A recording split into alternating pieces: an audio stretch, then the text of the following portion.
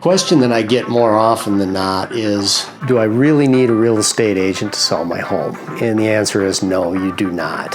There's no legal requirement. You can do it on your own. In fact, in 2024, roughly 6% of homes sold in the United States were sold by homeowners on their own. So there's no reason why you can't do it yourself. A few simple things to know about the home selling process that will help you get your home sold. The first thing you need to do is prepare your house to sell. You have to change your mind. You have to quit thinking about your house as your home. You now have to think about it as a commodity. It's something that you're going to sell. It's not your home anymore. It's the next person's home, person that's buying your house. And so you have to make your house desirable to them, which means that you might have to do some painting of the house. If you're planning on selling the house, FHA or VA, there can't be any chipping or flaking paint in the home. That has to be addressed. So you might need to paint the exterior or the interior, either in part or completely. You're going to have to clean your house. Buyers are more tolerant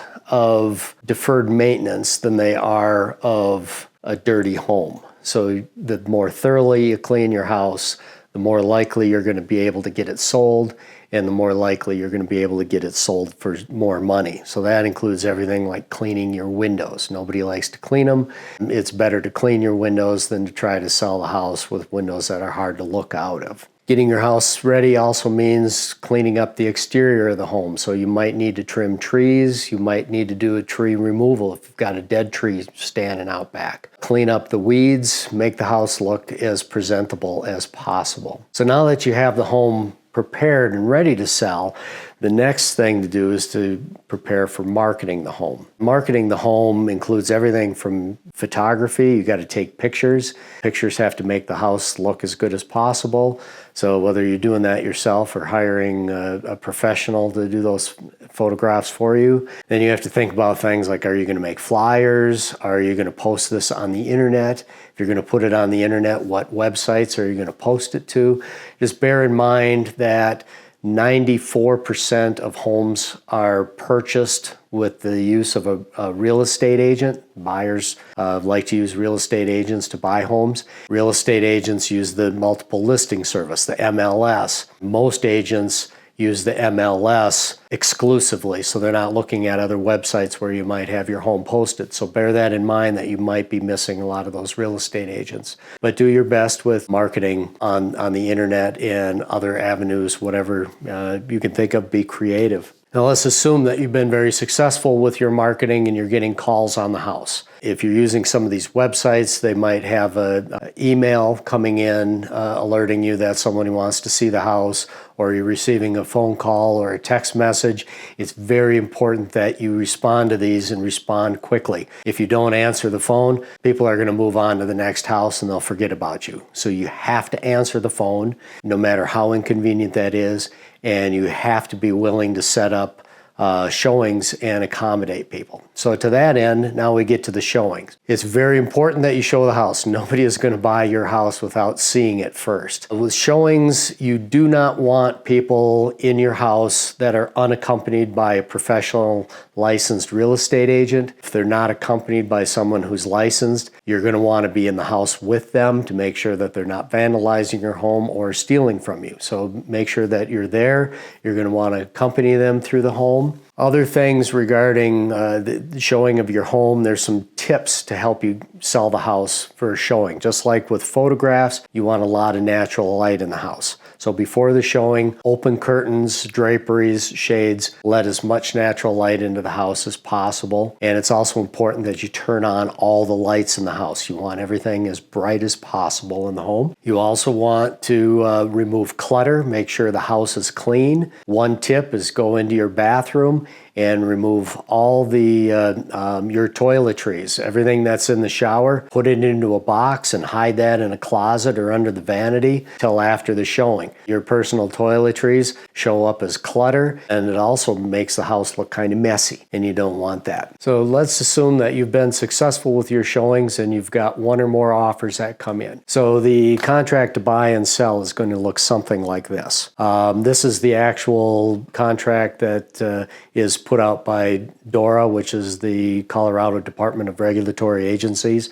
This is the approved contract to buy and sell real estate. So it's important that you know all the terms and conditions contained within this contract, because there are serious legal and financial ramifications associated with that. As we'll see here at the very top of the contract, Colorado wants you to understand that this is a legally binding contract and that you need to understand what's in here. Also contained within this contract are a list of all the dates and deadlines that have to be met associated with this contract. These are also very important. Do not miss any of these deadlines, because there are serious legal ramifications associated with those as well. That's all part of this contract. Once you go under contract on the property, it's important that you contact the title company, whichever title company you choose to use. They're going to want a copy of the contract to buy and sell. They're going to need copies of whatever loan documents are involved. They need to get started on putting a title commitment together, which includes doing a title search and seeing if there's any blemishes of title, preparing the title insurance. And they're going to need some time to do that, so make sure you contact them right away. Once you successfully execute all the terms and conditions of this contract, you get to the end of the contract, which is the closing. Again, you'll be working with the title company. You'll appear there to work with the title company to close on the property, which means that you are transferring the deed of title from you, the seller, to the buyer. Next thing to consider, there are going to be some negotiations that take place during the transaction. Right out of the gate, the first thing that you're going to be negotiating is the price of the house. Because somebody might come in and say they want to offer less than what you're asking for the home. Be prepared for that. Sometimes that can be emotional because the buyer doesn't think the house is as nice as you think it is. That's actually one of the advantages of having a real estate agent is they take the brunt of that hit off, so there's not quite the emotional response. So be prepared for that. You have to be objective. Once you get under contract, more likely than not, the buyer is going to want a home inspection to check the condition of the home. Almost invariably, that buyer is going to find some condition of the home that they find objectionable, and they're going to want you to fix it. So that's the next negotiation. Are you going to fix it? Are you going to stick them with the repair, or are you going to meet somewhere in the middle? There are other things that will show up that require negotiation. If your home is part of an HOA, there's a status change letter. Somebody has to pay for that. There might be other things with the HOA that need to be negotiated. For instance, maybe there's a special assessment that needs to be addressed. So be prepared for those negotiations. Doesn't happen often, but on occasion you're going to have to deal with a blemish of title. Blemish of title means that there's something in the title work there where there's an old lien against the property or something that needs to be resolved before the title can be conveyed. So there might be a negotiation attached to that. Be very careful about entering into post-occupancy agreements. While on the surface they can seem very beneficial to solving problems like, I want to sell this house, I need the proceeds of this house to buy my next house, and I need a couple days for that closing, so I can't be out of this house for 2 days before I move into the next house because of the closing, so I'd like a post-occupancy. So after we close on this house, I want to stay here for 2 more days before you, the buyer, move in. So that seems like a reasonable request, but bear in mind that while you're in that house for those 2 days, you are a renter.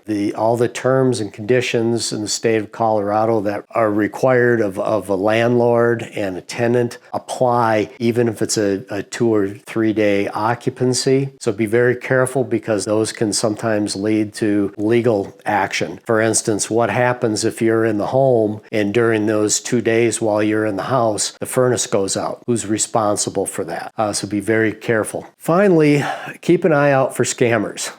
There are a lot of scammers out there. They'll find you on the internet. They'll send you letters to your home. They'll text you, email you. They're all over the place. Real estate transactions are a breeding ground for all types of scams. So be careful of people posing as someone from a title company or as a lender or as a licensed appraiser or some other home inspector or other contractor. A lot of times these are fraudulent. So make sure that you are verifying who you're talking to. Do not give out any critical information, anything sensitive. Certainly do not pass off any money until you've verified who this entity is that you're speaking to. That in mind, that's really what it takes to sell a house. Like I say, 6% of homeowners sold their houses last year, and there's no reason why you can't. If you find yourself frustrated or if you panic because you have some questions you don't know the answer to, don't hesitate to reach out to me and I'll help you out as best I can.